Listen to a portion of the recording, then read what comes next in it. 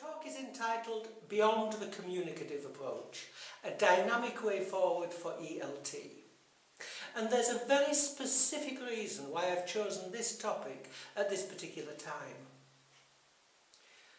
One of the great things about working in ELT at the present time is that we're going through a number of changes simultaneously. These are changes that affect everybody, from the financial and social upheaval of the last few years to changes in employment legislation and international business models, as well as in the educational systems of many countries, with more and more people learning or experiencing the need to learn English as a foreign or second language.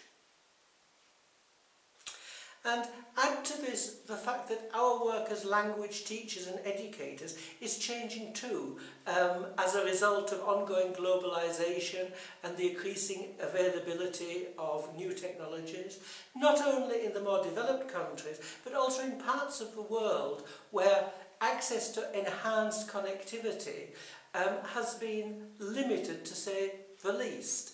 And it's not too difficult to appreciate that we're now living through a time of dynamic change. Dynamic in the sense that one set of changed priorities or circumstances leads to further change. And this affects not only how we interact with our students, but how our students interact with one another and with the world outside the classroom. Change is not new to ELT. We've seen a variety of methodologies come and go, from the grammar translation approach to behaviourist methodologies. We've seen the direct method and functional, notional, audiolingual pedagogies, to name just a few. But it's the communicative approach, or communicative language teaching as it's more properly called, that forms the mainstay of language teaching today. But as I have just illustrated, our profession is far from static. So it's time to ask, what comes next? How will your teaching be different 1 or 2 years from now?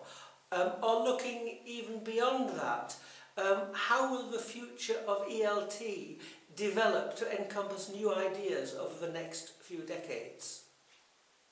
This is basically what I want to talk about, and I've framed my ideas within the context of a journey through time and space, because I see the future of ELT as a dynamic process in which current notions of grammar and vocabulary need to be called into question and remodelled into a more meaningful and more dynamic set of principles. And although this sounds very abstract, some of the ideas can be implemented in the classroom very quickly by making a few subtle changes and obeying a few simple guidelines. So this is what I intend to outline in my talk, and why it's entitled Beyond the Communicative Approach, a Dynamic Way Forward for ELT.